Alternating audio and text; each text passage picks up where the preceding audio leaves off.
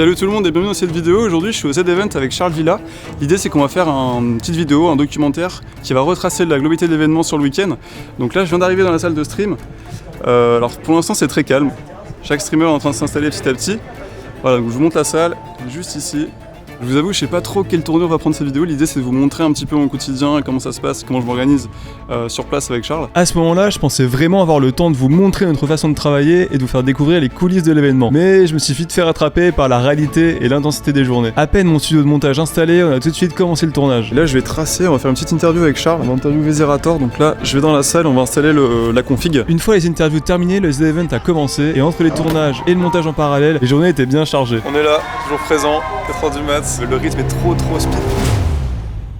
Dans cette vidéo, je vais vous raconter les coulisses de la création de notre reportage en immersion au cœur du Z-Event 2024. Les quelques jours qu'on a vécu sur place étaient fous et avec Charles on a réalisé une vidéo de 52 minutes qui nous plonge en immersion au cœur de l'événement. Elle est dispo sur sa chaîne YouTube et d'ailleurs je vous conseille d'aller la regarder pour mieux comprendre la suite de ma vidéo. Je vous mets les liens en description. Je vais vous raconter comment on s'est organisé pour réaliser cette vidéo et je vais commencer par le début. On est d'abord arrivé sur place le jeudi dans l'après-midi. On a tout de suite commencé à filmer les retrouvailles entre les streamers et le début d'installation de leur setup. Ça installe bien. Ça va, ça se passe bien? C'est bien, hein. C'est bien le event. Ça se passe bien. Faut bien se démerder. On est ensuite allé au concert pour filmer l'ambiance et les différents artistes qui étaient présents pendant cette soirée de lancement et pour capter au mieux l'ensemble de la soirée. Avec Charles, on a décidé de se séparer, chacun pour filmer des types de plans et réactions différentes. Charles s'occupait de filmer principalement la préparation des artistes en backstage avec leur montée sur scène et ensuite il a filmé leur réaction à chaud à la fin du concert. Ça permet de capter des moments assez naturels tout en créant une certaine proximité avec les artistes. Et de mon côté, je me suis focalisé sur l'ambiance générale du concert. J'ai d'abord filmé les réactions de certains streamers pendant que la streameuse Little Big Whale chantait sur scène pour montrer l'énergie et l'encouragement que lui ont transmis ses amis pendant la performance. Je me suis ensuite mis à filmer le public et l'ambiance générale du concert. Je me suis faufilé dans la fosse pour capter des plans larges et ressentir au mieux l'énergie qui s'y dégage. J'ai ensuite filmé dans le crash barrière. Alors le crash barrière, c'est un espace entre la fosse et la scène qui permet principalement à la sécurité de venir en aide au public lorsqu'il y a des malaises. Et cet espace peut être aussi mis à disposition des photographes et vidéastes pour leur permettre de capter des images au plus près des artistes. Une fois en crash barrière, je me suis concentré à filmer le public qui se déchaîne derrière les barrières et j'ai ensuite filmé les artistes. Et comme j'étais juste devant la scène en fait, ça m'a aussi permis de capter certaines interactions entre le public et les artistes et de transmettre l'énergie et l'émotion qui se dégage à la fin d'un show. Je me suis d'ailleurs servi de ces plans-là au montage pour créer certaines transitions avec les réactions que Charles a filmées des artistes à la fin du show.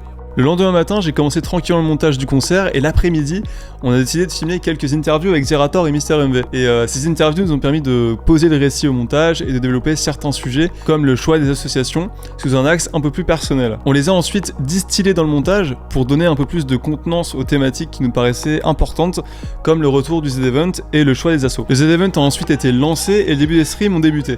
Et c'est à partir de cet instant où la course contre la montre commence vraiment de mon côté. Ce qui est compliqué sur cet événement, c'est de retransmettre au mieux les meilleurs moments tout en gardant une certaine cohérence dans la structure de la vidéo. Comme avec Charles, on a décidé de raconter l'histoire de ce Z-Event de façon chronologique. Ma grosse partie du travail a été de récupérer plusieurs clips pour illustrer certains moments. Par exemple, pour lancer le Z-Event, j'ai dû récupérer des clips où les streamers lancent le début de leur stream en disant bonjour, etc., bienvenue au Z-Event. Et là, il y a un gros travail de recherche et d'écoute de stream pour donner un peu plus de consistance et d'importance à une scène. Et Charles en parallèle tournait des images au plus proche des streamers pour retransmettre l'ambiance présente au cœur de l'événement. Pour ne rien louper et être au taquet, j'avais souvent plusieurs streams ouverts en même temps et dès que je voyais un moment important, je créais directement des clips sur les lives que je récupérais ensuite et j'ai placé dans le montage. Jongler entre la sélection des images de Charles et la sélection des clips directement sur les lives, ça demandait beaucoup d'énergie. Faut être vif mentalement et ultra focus. Par exemple, quelquefois Charles avait des interactions avec certains streamers et pour développer au mieux ses passages, j'ai dû récupérer ces moments directement sur le live des streamers pour jouer à fond cette interaction. Comme par exemple sur cette séquence avec Big Flo. Les gars, je comprends rien là. Ça y est, c'est le moment du Z-Event où je comprends plus rien. Oh, ça va toi? C'est toi qui filmes? Putain, c'est reposant pour toi, non, ici?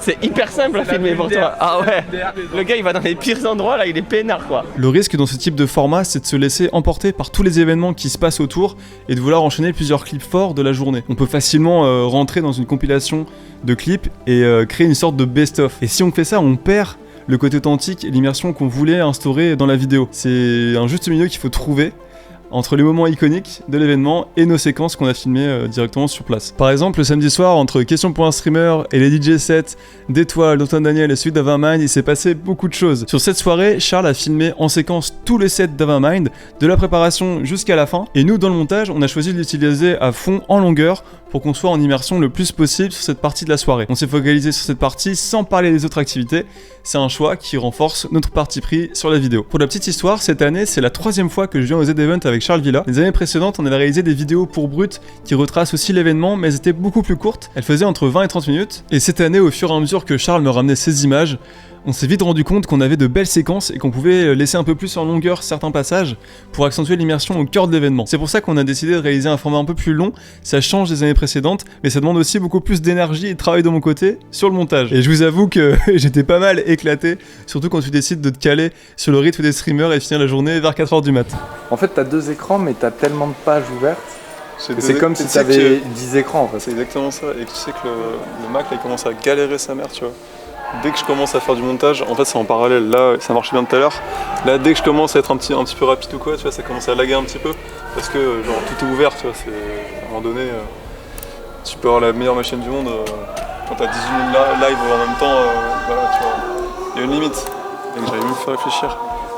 Juste mes doigts, tu vois, ils sont en mode automatique. J'ai l'impression qu'on était fatigué le samedi soir, là, il y a 2 ans. En fait, c'est pas une impression, mec. On est tout le temps fatigué. Tous les éditions, tu vois, t'es mal ma gueule, mec. Je crois que je suis encore plus fatigué que la dernière fois, tu vois, avec le cumul de tout ce qui s'est passé là sur les derniers mois. Ça fait des grosses journées là. Mais on est là pour ça, tu vois, tout le monde se donne à fond, on est tous, tu vois, de sa gueule derrière, tout le monde est à fond. Nous, moi c'est pareil, tu vois, j'ai les lives partout. Ça ambiance aussi la musique qu'ils font là, tu vois, moi je la mets en fond pour écouter ce qui se passe. Et pareil, tu vois, au montage, j'écoute, c'est un délire, ça m'ambiance aussi à côté. Dès que j'ai le réflexe, hop, je vais voir sur le live. Et des fois je fais la caméra pour filmer des trucs si jamais c'est intéressant. Mais là il n'y a plus grand monde. Hein. Mais là il y a Brut. Il y a juste Haïtien dans la salle. Là c'est eux. On est les derniers suivants, mon gars. On est là. Ouais, le petit défi de cette année, c'était de réaliser une longue vidéo en seulement quelques jours et c'était assez chaud. D'ailleurs, pendant cette nuit sans fin, j'ai filmé quelques plans pour dynamiser la séquence karaoké et avoir plusieurs options au montage pour transmettre cette ambiance de folie. Le lendemain, le dernier jour, j'ai continué le montage toute la journée et sur les dernières heures de l'événement, tout est allé très très vite. Les KO grimpent et les millions d'euros récoltés s'enchaînent et c'est souvent pendant ces dernières heures que les streamers se donnent à fond pour récolter un maximum de dons. Il se passe beaucoup de choses en très peu de temps et il y a des séquences qui sont assez fortes en émotion. Pour pouvoir retransmettre au mieux l'énergie et l'émotion présente chez les streamers à ce moment-là, j'ai décidé de quitter mon poste de montage et de prendre ma caméra pour filmer les moments clés de ces dernières journées. Par exemple, dès que je voyais quelques moments intéressants qui se passaient en stream, je courais filmer en temps réel le même moment mais dans la salle de stream. Comme il se passe énormément de choses dans la salle, il faut être ultra actif et assez vif pour ne rien louper.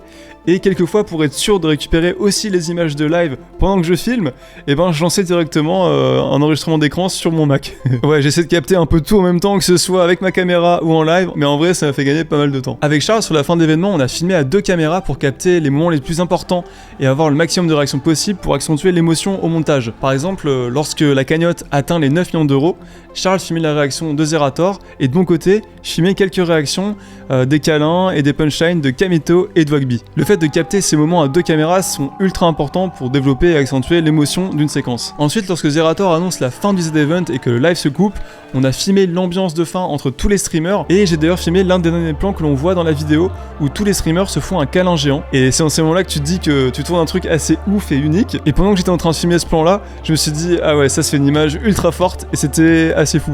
Sur le moment, c'était vraiment cool. Avec Charles, on a ensuite filmé quelques réactions à chaud de certains streamers pour avoir le ressenti sur l'événement. C'est toujours intéressant d'avoir l'avis de chacun et ça conclut assez bien la vidéo. De manière générale, filmer et participer à notre manière à cet événement est juste fou. Ça redonne grave la pêche. Et c'est toujours ultra kiffant de filmer des personnes partager du bonheur et de la bienveillance à tout le monde, ça fait juste grave plaisir. Une fois l'événement terminé, j'ai charbonné le montage de mon côté en ajoutant des musiques et des clips manquants. Et le gros du travail a été aussi d'intégrer quelques réactions des streamers qui participaient à l'événement à distance. Par exemple, cette vidéo de 3 secondes qu'on voit au début du reportage m'a pris 1h30 à réaliser. Je voulais montrer la diversité des streamers présents en distanciel et pour ça il a fallu que j'aille piocher des images dans une 50aine de lives différents.